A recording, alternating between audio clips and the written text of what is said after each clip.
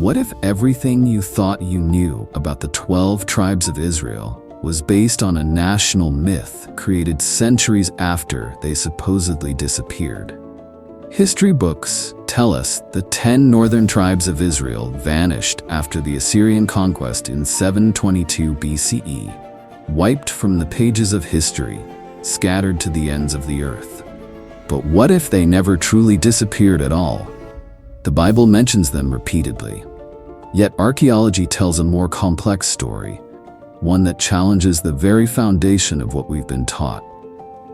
Look around today. From Ethiopia to India, from Afghanistan to Japan, groups worldwide claim descent from these lost tribes. Are these claims mere fantasy, or could there be truth hidden beneath centuries of mystery? Today, we're going to unravel this biblical enigma, one that has captivated scholars, theologians, and adventurers for millennia. And by the end, you'll see why this ancient mystery might be more relevant to our modern world than you ever imagined. If you're ready to challenge conventional wisdom and explore one of history's greatest unsolved mysteries, stay with me until the end. The truth about the 12 tribes of Israel might surprise you. The story of the 12 tribes begins with one man and the extraordinary family drama that would shape world history. Jacob, grandson of Abraham, fled from his brother Esau after stealing his birthright. In exile, he fell in love with beautiful Rachel, but on his wedding night, her father Laban switched brides, and Jacob woke to find himself married to her older sister Leah. 7 years of additional work earned him Rachel's hand as well. But the damage was done. 2 sisters, now wives to the same man, locked in a bitter competition for his love and the honor of bearing his children. When Leah began having sons while Rachel remained childless, the conflict intensified. Rachel, desperate, gave Jacob her maidservant Bilhah as a surrogate. Not to be outdone, Leah countered by offering her own maidservant Zilpah. The battle for Jacob's legacy had begun. This wasn't just family drama, it was the birth of a nation. Look at their names. Each carries profound meaning in Hebrew. Reuben, see a son, Leah's triumphant first child. Simeon, God has heard, recognition of her continued struggle. Levi, attached, hope that now Jacob would be bound to her. When Rachel finally conceived and bore Joseph, she named him with both gratitude and ambition. May God add another son. And with Benjamin's birth, which tragically took Rachel's life, the 12 sons were complete. These 12 brothers, born of 4 different mothers, would form one of history's most dysfunctional families.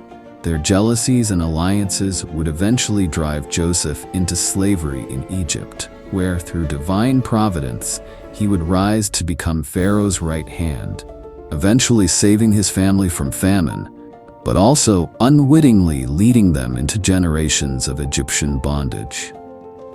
This family, flawed and fractured as it was, carried divine purpose. Their descendants would become 12 distinct tribes. Their names and symbols reflected their father, Jacob's deathbed prophecies about each son's character and destiny. Judah, the lion destined for kingship. Joseph, the fruitful bough blessed with abundance. Benjamin, the ravenous wolf, fierce in battle. Dan, the serpent by the path, known for cunning. The 12 sons became 12 tribes. But were there always exactly 12? And what can archaeology tell us about their actual existence? The number 12. Perfect, symbolic. But was it historical reality? Archaeological evidence presents a challenge. The earliest mention of Israel appears on the Merneptah stele from around 1208 BCE, an Egyptian victory monument. It simply states, Israel is laid waste and his seed is not. Not 12 distinct tribes, just Israel as a people already existing in Canaan. What's striking? This contradicts the biblical narrative. According to Exodus, the Israelites shouldn't have been in Canaan yet. They should have been enslaved in Egypt. So what's happening here? The biblical number 12 itself raises questions. In the ancient Near East, 12 12 was a symbolic number of completeness, 12 months, 12 zodiac signs. Many ancient peoples organized themselves around 12 divisions. But biblical lists of the tribes are inconsistent. Sometimes Levi isn't counted. Sometimes Joseph is replaced by his sons Ephraim and Manasseh. Sometimes Simeon is missing. The Song of Deborah in Judges 5, possibly the oldest passage in the Bible, mentions only 8 tribes, not 12. Did you know that in the earliest biblical layers, the tribes are portrayed not as blood relatives, but as geographical and political allies? The family story of Jacob's 12 sons appears to be a later development, a way of explaining tribal relationships through shared ancestry. Even more intriguing, archaeological excavations in the central highlands of Israel reveal a different picture than the Bible presents. Rather than conquering Canaan from outside, evidence suggests the Israelites emerged gradually from within Canaanite culture itself. Their distinctive material culture emerged around 1200 BCE. Pottery without pig bones, 4-room houses, agricultural terraces, and communal storage facilities. These weren't foreign invaders. They were local people developing a unique identity. But the most fascinating symbols of the tribes come from Jewish tradition, not archaeology. Judah's lion, Zebulun's ship, Reuben's mandrakes. Each symbol reflects either Jacob's blessing or an event in tribal history. These symbols later appeared on the breastplate of the high priest, 12 gemstones, each representing a tribe. When the tribes camped in the wilderness, tradition says they arranged themselves in a specific formation around the tabernacle, with specific tribal flags flying over each camp. But were these real historical groups or later creations to explain Israel's complex origins? The plot thickens when we analyze the tribe of Dan. Their migration story in Judges 18 reflects a group struggling to find land, eventually capturing the city of Laish in the far north. Some scholars suggest Dan might actually represent displaced sea peoples, possibly from the Aegean, who joined the Israelite Confederation. And what about Judah? Some scholars, like Andrew Tobolowsky, have proposed an intriguing theory. Despite eventually dominating Israelite history, Judah might not have been part of the earliest Israelite confederation. They note that in the Song of Deborah, Judges 5, one of the Bible's oldest passages, Judah isn't mentioned among the tribes who fought together. However, Judah does appear in most other early biblical tribal lists, including Genesis 49 and Deuteronomy 33. This scholarly debate highlights how complex tribal formation may have been. As we piece together the fragments of history, we see tribes not forming in the clean, orderly way the Bible describes, but through a messy process of alliance building, intermarriage, and shared cultural practices. But if this origin story was partially mythical, why did later generations need to create it? And what catastrophic events would ultimately lead to their apparent disappearance? The United Kingdom under David and Solomon. While supported by some archaeological findings and extra-biblical references to the House of David, remains a subject of scholarly debate regarding its extent and nature.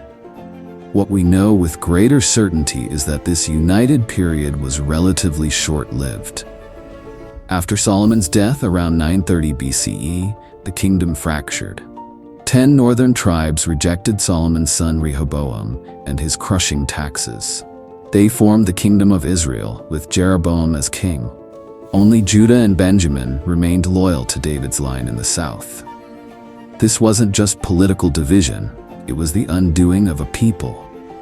Thus says the Lord, "What wrong did your ancestors find in me that they went far from me?" laments Jeremiah.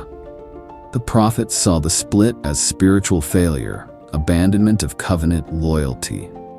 The northern kingdom, despite its larger territory and population, was dangerously unstable.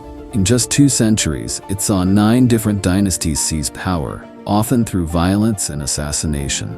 Kings like Omri and Ahab built impressive palaces at Samaria, yet introduced worship of Baal alongside Yahweh. Meanwhile, Judah maintained greater stability under David's descendants, though its kings varied wildly in their faithfulness. The prophets condemned both kingdoms, warning of coming judgment. Then came Assyria. Rising in northern Mesopotamia, the Assyrian Empire was the ancient world's first true superpower. Their war machine was brutal, efficient, and terrifying. Their policy? Deportation. Massive, systematic population transfers designed to break national identity and prevent rebellion. When the Northern Kingdom foolishly rebelled against Assyrian rule, the response was devastating. In 722 BCE, after a 3-year siege, Samaria fell to Sargon VI. The biblical account is chilling. In the 9th year of Hoshea, the king of Assyria captured Samaria and deported the Israelites to Assyria. He settled them in Hala, in Gozan on the Habor River, and in the towns of the Medes. Archaeological evidence confirms this catastrophe. Assyrian palace reliefs show Israelite captives being led away. Imperial records boast of deporting 27,290 people from Samaria alone. But, and this is crucial, they didn't take everyone. The archaeological record shows many northern Israelites remained in the land. Others fled south to Judah, bringing their tribal traditions with them.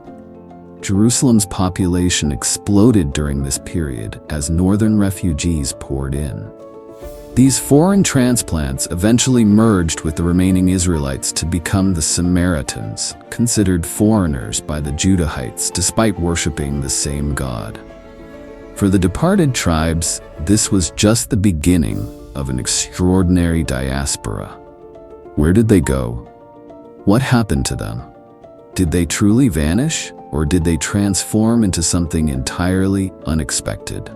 The 10 tribes who were carried away prisoners out of their own land took this counsel among themselves, that they would leave the multitude of the heathen and go forth into a further country where mankind never dwelt. These words from the apocryphal book of 2nd Esdras capture the imagination, but they're fantasy, not history. So what really happened to these people?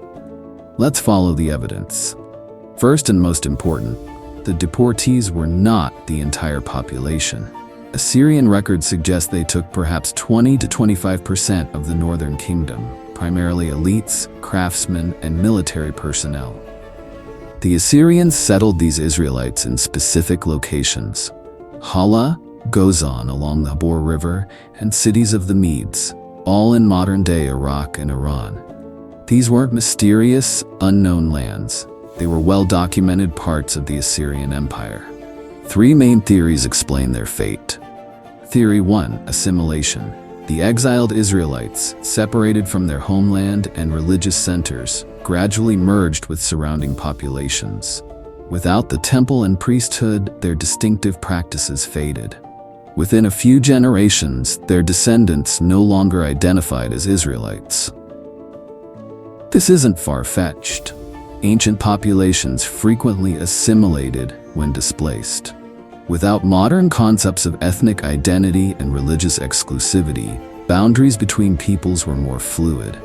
Archaeological evidence supports this. In Mesopotamian records, we find Israelite names appearing for a generation or two, then vanishing, replaced by local naming patterns. Theory 2, migration.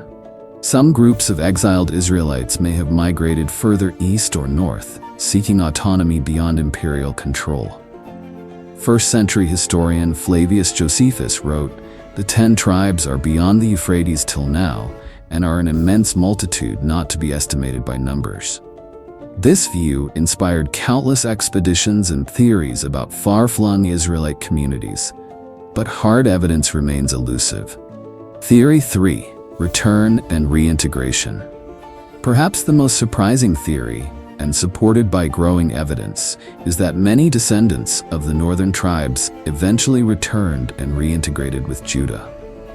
The biblical books of Chronicles describe northern Israelites participating in King Hezekiah's Passover celebration in Jerusalem after the fall of Samaria. Archaeological evidence shows northern-style pottery and practices appearing in Judah during this period. When the Persian king Cyrus allowed the Jews to return from Babylonian exile in 539 BCE, the biblical book of Ezra mentions all Israel returning, not just Judahites. The returning exiles included people identifying with various tribes. The evidence suggests not a single fate, but multiple outcomes. Some assimilated, some migrated, some returned, some remained as the Samaritans. The 10 lost tribes weren't lost at all. They were transformed, scattered, reabsorbed, and reimagined. But this hasn't stopped numerous groups worldwide from claiming to be their descendants.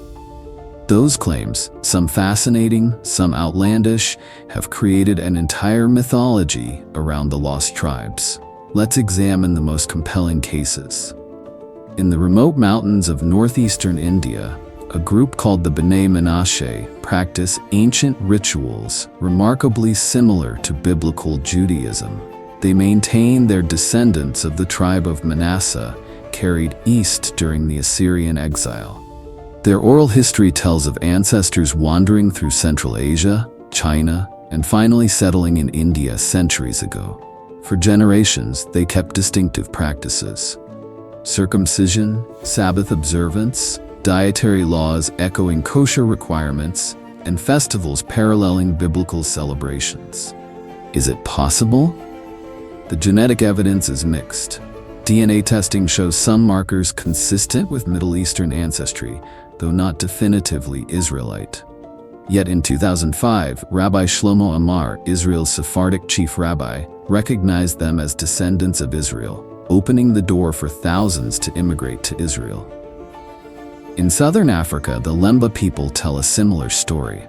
This Bantu-speaking group maintains traditions strikingly parallel to Judaism: circumcision, kosher-like dietary restrictions, abstention from work on Friday evening to Saturday, and ritual slaughter practices. Most remarkable is their claim to be descended from Jewish traders who came from a place they call Senna, potentially Yemen, many centuries ago. Y chromosome studies have revealed a surprising finding. Many Lemba men carry a genetic signature, the Cohen modal haplotype, associated with the Jewish priesthood. Ethiopia's Beta Israel, or Falasha community, practiced Judaism for centuries in isolation. Many scholars believe they represent not the lost tribes, but later Jewish merchants who settled in Ethiopia and converted locals. Yet in the 1980s, Israel airlifted thousands to Israel during Operations Moses and Solomon, recognizing them as Jews regardless of their precise origin. These cases are compelling, but they pale in comparison to the wilder theories. British Israelism claimed the Anglo-Saxon peoples were descended from the lost tribes, an idea that fueled British imperialism and still influences some fringe Christian groups. Japanese Israelite theories point to similarities between Shinto rituals and Jewish practices. Native American tribes have been identified as Israelite by various theorists since European contact. Even the Pashtun people of Afghanistan and Pakistan have origin stories connecting them to ancient Israel, with tribal names like Yusufzai, sons of Joseph, and practices that superficially resemble Jewish customs. What drives these claims? For some groups, Israelite ancestry offers spiritual legitimacy. For others, it promises belonging to a grand historical narrative. And for persecuted minorities, it can provide a powerful identity distinct from oppressive majorities. But are any of these claims scientifically verifiable? Can modern genetic science tell us who truly descends from the Israelite tribes? The answer lies in both our genes and our understanding of what Israelite actually meant. In Jerusalem's bustling DNA lab at the Hebrew University, scientists are piecing together a genetic puzzle thousands of years in the making.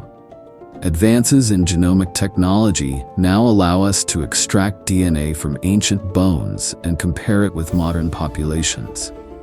The results are rewriting our understanding of Israelite origins and migrations. One landmark 2020 study by agronaut Tumit examined DNA from skeletal remains dating to the Bronze and Iron Ages in the southern Levant, precisely when the Israelites were forming their identity. The findings? Strong genetic continuity between Bronze Age Canaanites and Iron Age Israelites. This confirms what archaeology suggested. Israelites largely emerged from the indigenous Canaanite population, not as outside invaders from Egypt or elsewhere. The genetic signature included components from the northeastern Near East, modern Iran, Caucasus region, mixed with local Levantine ancestry. What about modern Jews and Samaritans? Do they connect genetically to ancient Israelites? A 2004 study by Shen comparing Jewish and Samaritan Y chromosomes found striking evidence.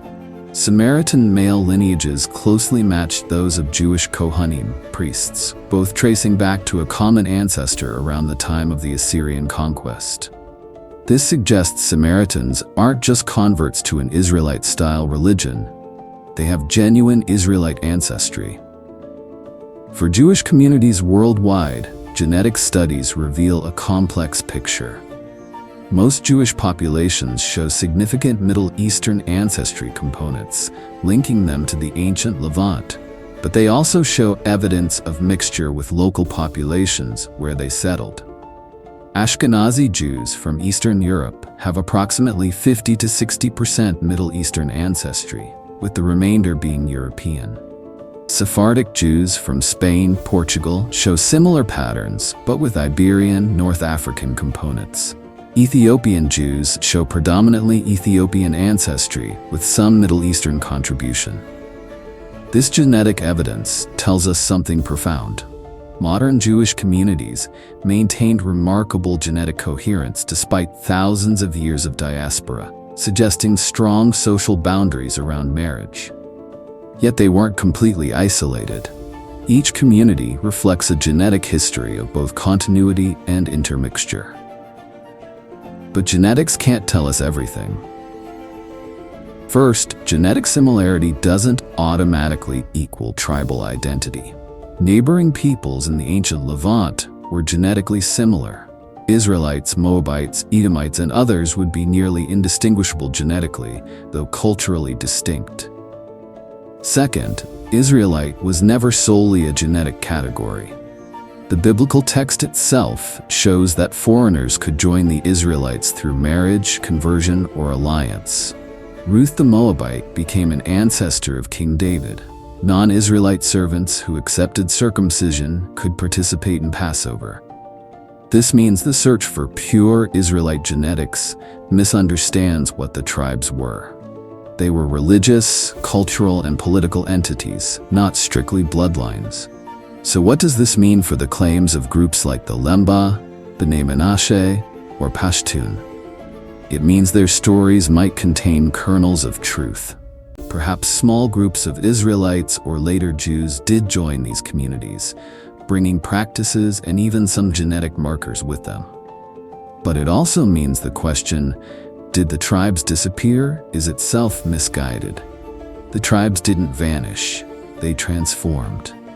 Their descendants live on in modern Jews, Samaritans, and perhaps in small measure among scattered communities worldwide who preserve practices echoing ancient Israel.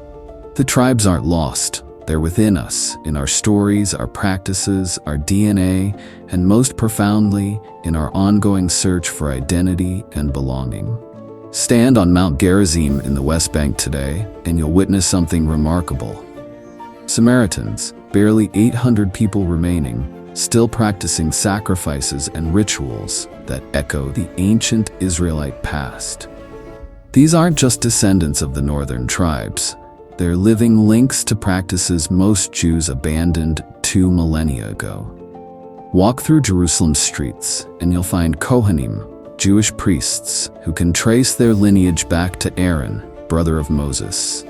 Genetic studies confirm a shared paternal ancestry among these men spanning 3,000 years. The tribes of Israel never truly vanished. They evolved.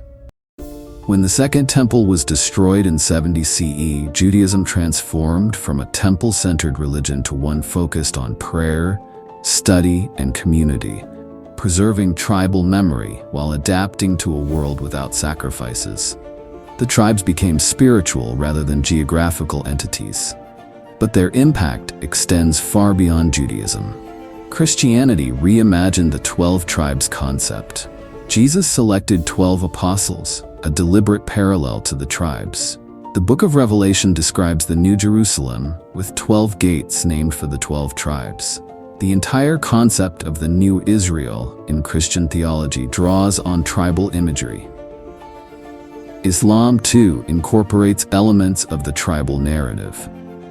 The Quran mentions the tribes of Israel repeatedly, acknowledging their special covenant with God while criticizing their disobedience.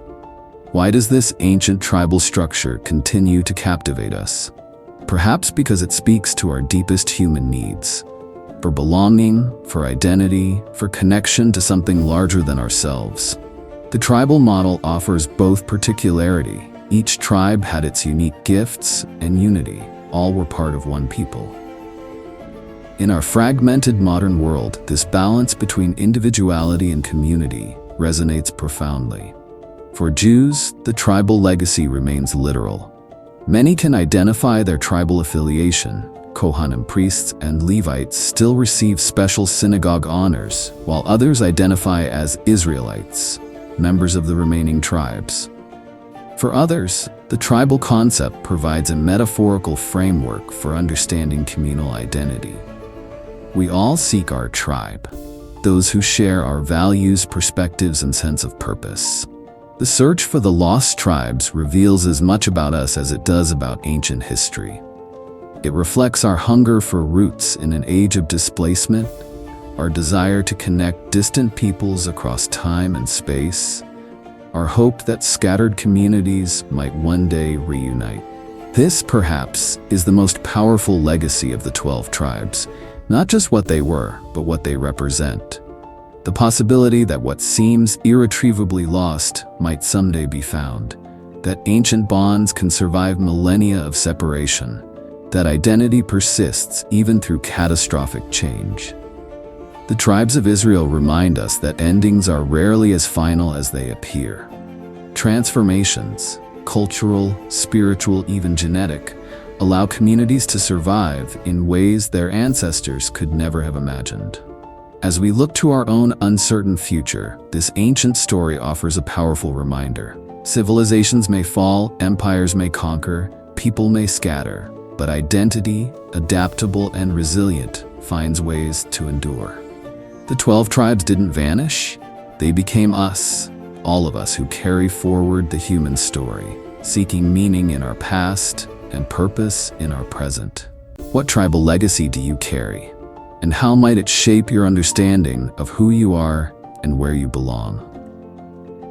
These questions, like the tribes themselves, will continue to inspire us for generations to come.